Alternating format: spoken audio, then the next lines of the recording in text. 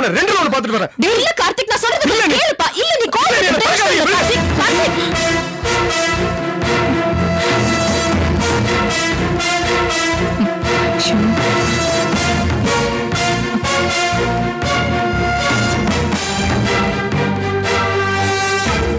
ஒரு பக்கம் மதன் இவளை விட்டு போயிட்டானே நினைக்கும் போது வருத்தமா இருக்கு. இன்னொரு பக்கம் இவ செய்யறத பார்த்தா குழப்பமா இருக்கு.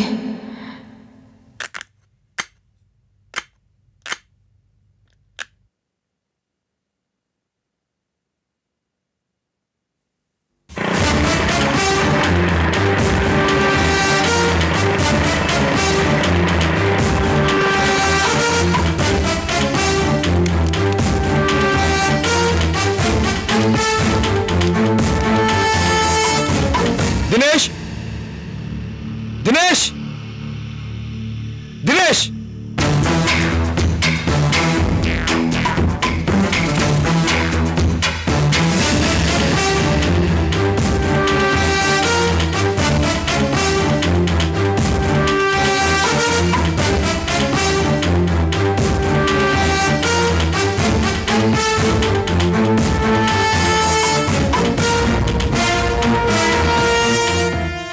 என்ன சுவாதி பெரிய மனுஷன் மாதிரி முடிவெடுக்க ஆரம்பிச்சுட்ட?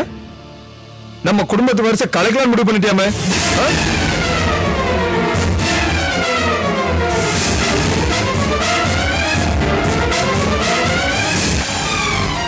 உன் புருஷன் தான் புத்தி இல்லாம சந்தேகப்பட்டானா நீயும் கருவை கலைக்கிறது முடிவு பண்ணலாமா?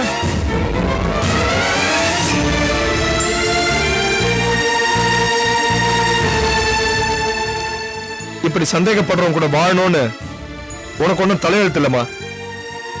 இவனுக்கு தான் உன் கூட வாழ்றது கொடுத்து வைக்கல. நான் இங்க வந்தது உன்னை கூட்டிட்டு போவதான். வா போ, தாராளமா கூட்டிட்டு போ. உன்னை யாரும் தடுக்க போறது இல்ல. உங்க வீட்டுல நடந்த எந்த கல்யாணமும் ஸ்ட்ராங்கா இல்ல. நல்ல குடும்பம்டா சாமி. சீ, வாய மூடுறா. உன் கல்யாணம் நடக்கணும்னு எங்க குடும்பம் எவ்வளவு கஷ்டப்பட்டு இருக்கு. நீ எத்தனை மாட்டில கெஞ்சிருப்ப, அதெல்லாம் மறந்துட்டியா? கட்டின பொண்டாட்டி மேல சந்தேகப்படுற? நீ எல்லாம் மனுஷனாடா? வா சொல்லி போலாம். ஹலோ, பொண்டாட்டி கிட்ட காட்டுற அக்கறைய பத்தி நீ பேசுற அந்த தகுதி உனக்கு இருக்கா? கண்டிப்பா இருக்குடா. சாந்தி நடந்ததை கண்டிச்சுதான் நான் அவளை வெளியில அமிச்சேன். அவன் நடத்த மேல சந்தேகப்பட்டல. இது ரெண்டுத்துக்கும் வித்தியாசம் இருக்குடா. இதெல்லாம் உனக்கு எங்க புரிய போகுது?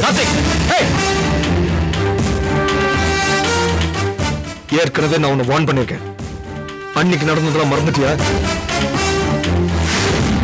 இதுக்கப்புறம் என் தங்கச்சி மேல நீ சந்தேகப்பட்டு இந்த மாதிரி ரோட்ல நின்று வேவெல்லாம் பாக்குறேன்னு தெரிஞ்சது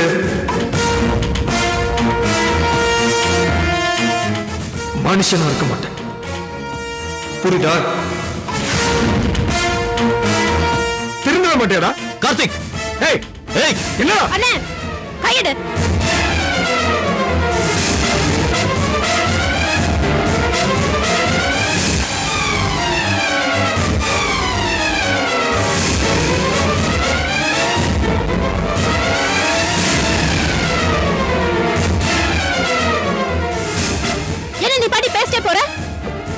சுவாதி, நீ சொல்றதுக்குலாம் கட்டி பறத்துக்கும் நீ சொல்றதுக்குலாம் சம்மதிக்கிறதுக்கும் நான் ஆள் இல்ல.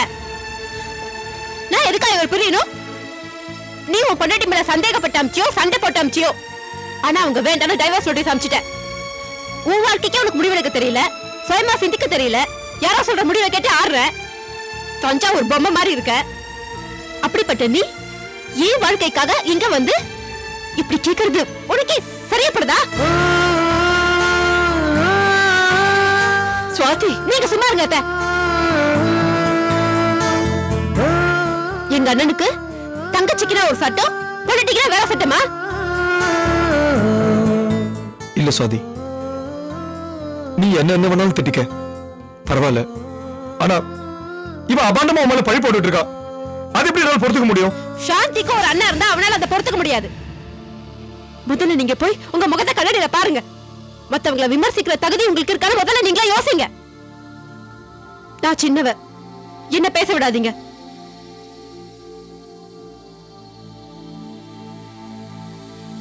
உங்களுக்கு ஒரு நல்ல புருஷனா இருக்கிற தகுதி இல்ல. நான் அப்புறம் ஏன் புருஷன் நல்லவரா கெட்டவரா விமர்சிக்கிற தகுதி உங்களுக்கு இல்ல.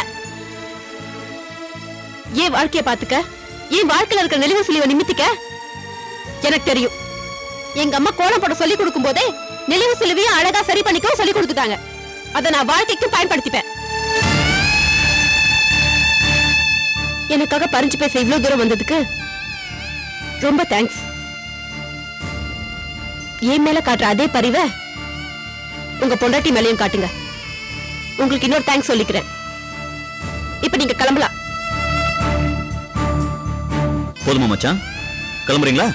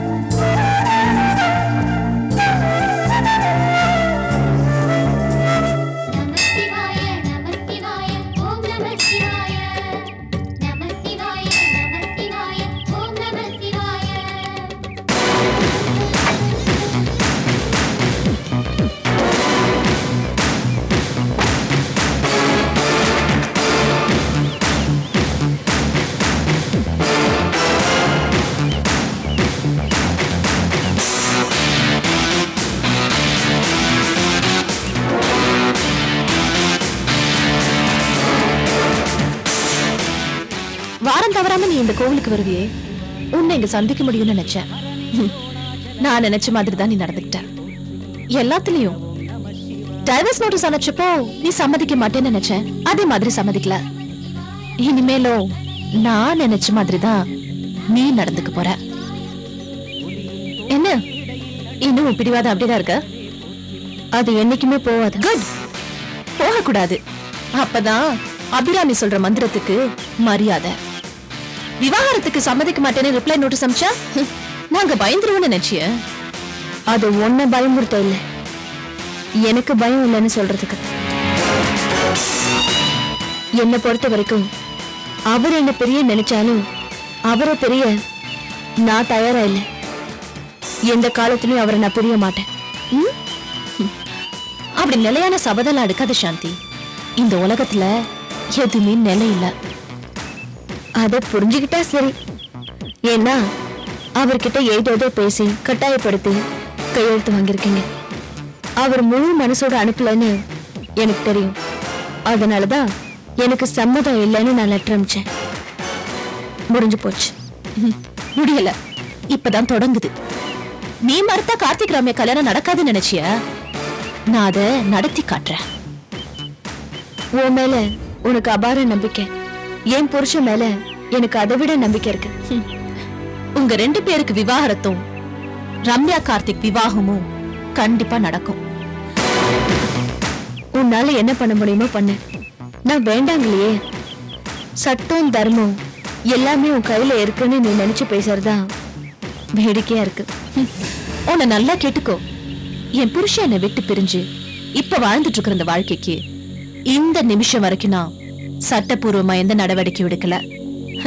அப்படி நான் எடுத்தா முதல்ல உள்ள போறது என் புருஷன் தான்.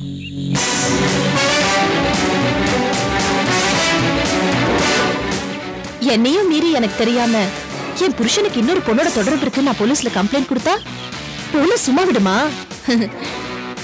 அவரையும் விடாது, உன் ரோஹிணியும் விடாது. அதுக்கப்புறம் என்ன, என் புருஷனுக்கு ஜெயில் வாசம் தான்.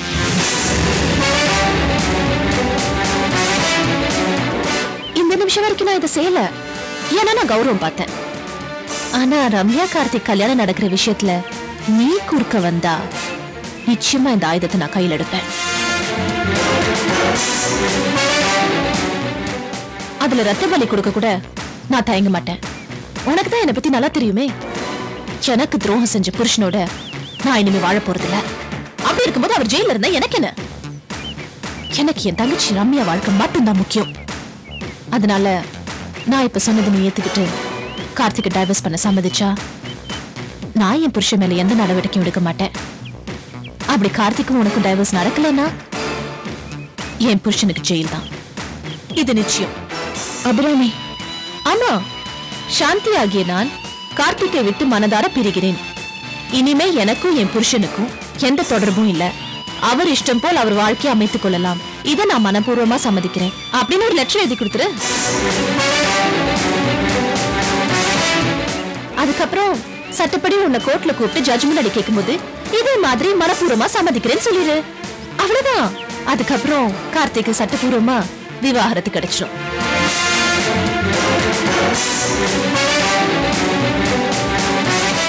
சரி, கார்த்திகை நான் டைவர்ஸ் பண்ணிட்டா மதன் மாமா மேல நீ ஆக்ஷன் எடுக்க மாட்டேன்னு எனக்கு என்ன உத்தரவாதம்?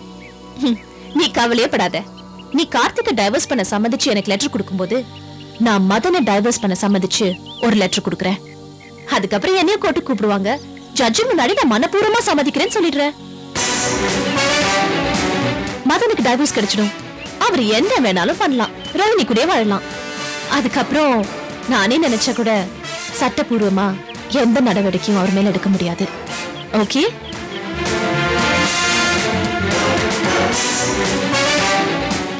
உன் பார்வையோட அர்த்தம் எனக்கு புரியுது. கண்டிப்பா நான் அவருக்கு எந்த தொந்தரவும் கொடுக்க மாட்டேன். என் புருஷனை விட என் தங்கச்சி வாழ்க்கை தான் எனக்கு முக்கியம். நாளைக்கு நான் இதே கோவிலுக்கு வருவேன். நீ ஒரு நல்ல முடிவோட வருவேன்னு எதிர்பார்க்கிறேன். ரோஹிணி வாழ்க்கையா உன் வாழ்க்கையா? முடிவு உன் கையில தான் இருக்கு.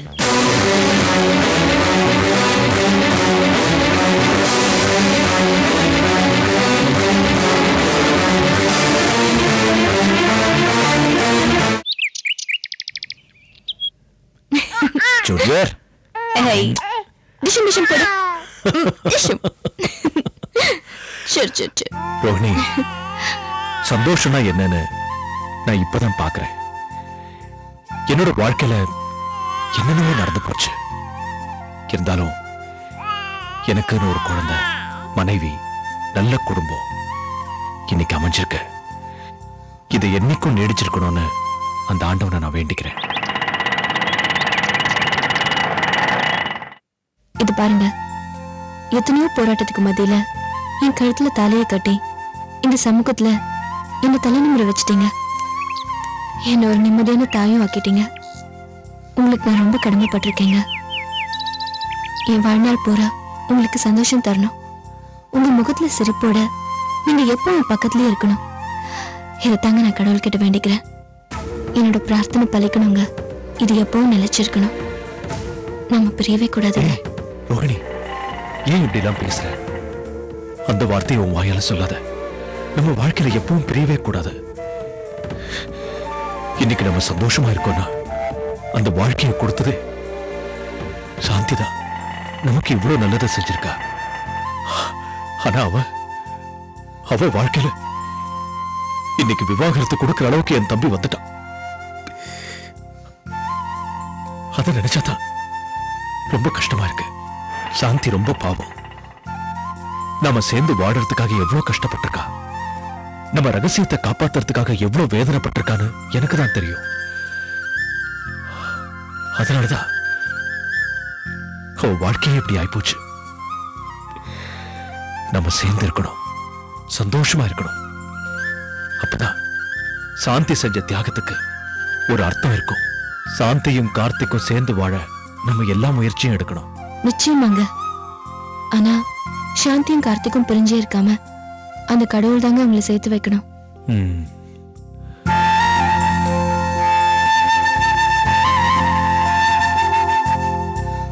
சாந்தி, சாந்தி, வா வா. என்ன வாசல்ல நின்னுட்டு இருக்க? வா சாந்தி. உனக்கு ஆயுசு 100. இப்பதான் உன்னை பத்தி பேசிக்கிட்டு இருந்தோம். நாங்க இன்னைக்கு சந்தோஷமா இருக்கோம்னா அதுக்கு காரணமே நீதானே. இவங்க சந்தோஷம் என்னைக்கும் நிரந்தரமா இருக்கணும். அபிராமியால இவங்க சந்தோஷம் பறிப்போடக்கூடாது. என் புருஷனோட நான் வாழணும்னு நினைச்சா இவ்வளவு நாள் நான் பட்ட கஷ்டத்துக்கு அர்த்தம் இல்லாம போயிடும். சாந்தி, சாந்தி. மாமா என்ன யோசிக்கிற? ஒண்ணு இல்ல மாமா. டாய் என்னடா சொல்றாங்க அப்பா அம்மா? நான் வரேன் மாமா, வரேன் ரோகிணி. இந்திராக்காக ஷாப்பிங் பண்ண வந்தேன். அப்படியே உங்களையும் பாத்துட்டு போலான்னு வந்தேன். பாத்துட்டேன். வரட்டுமா? என்னது நீ பாட்டுக்கு வந்த போற? இருந்து சாப்பிட்டு போலாம். ஆமா இருக்கட்டும். நீங்க 2 பேரும் சந்தோஷமா இருக்கிறத பார்த்த உடனே வயிறு நிறைஞ்சு போச்சு. நான் வரேன். சாந்தி.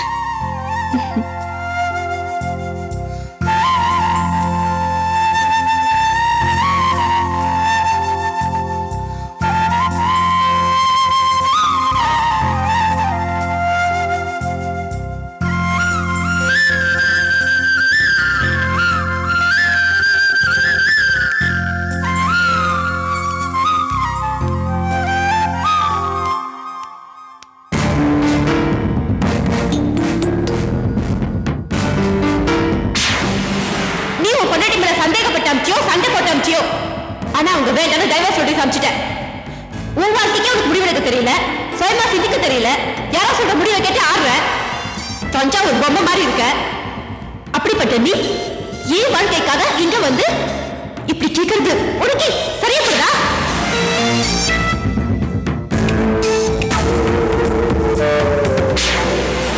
நான் இப்ப சொன்னதை நீ ஏத்துக்கிட்டு கார்த்திகை டைவர்ஸ் பண்ண சம்மதிச்சா நான் என் புருஷன் மேல எந்த நடவடிக்கை எடுக்க மாட்டேன். அப்படி கார்த்திக்கும் உனக்கு டைவர்ஸ் நடக்கலன்னா என் புருஷனுக்கு ஜெயில்.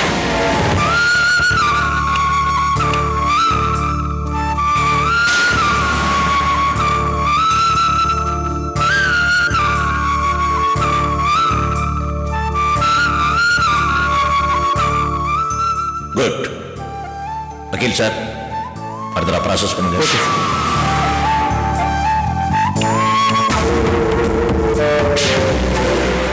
நமக்குள்ள எப்பவும் பிரிவே வரக்கூடாது. இன்னைக்கு நம்ம சந்தோஷமா இருக்கோம்னா அந்த வாழ்க்கையை கொடுத்ததே சாந்தி.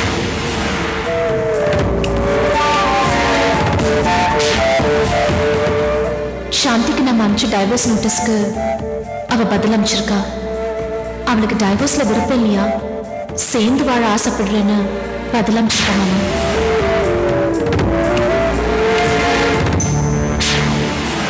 கூட்டமா பேசுறதுனால இவன் மேல இந்த கொஞ்ச நெஞ்சு ஈரமும் வத்தி போச்சு. நெஞ்சில ஈரம் வத்தி பார்த்தால கையெழுத்தே போட்டீங்க. ஆமா போட்டேன். இவளுக்கும் எனக்கு இனிமே இந்த ஜென்மத்துல இல்ல, வேற எந்த ஜென்மத்திலும் தொடர்பு கிடையாது. இவளுக்கும் எனக்கு இனிமே இந்த ஜென்மத்துல இல்ல, வேற எந்த ஜென்மத்திலும் தொடர்பு கிடையாது.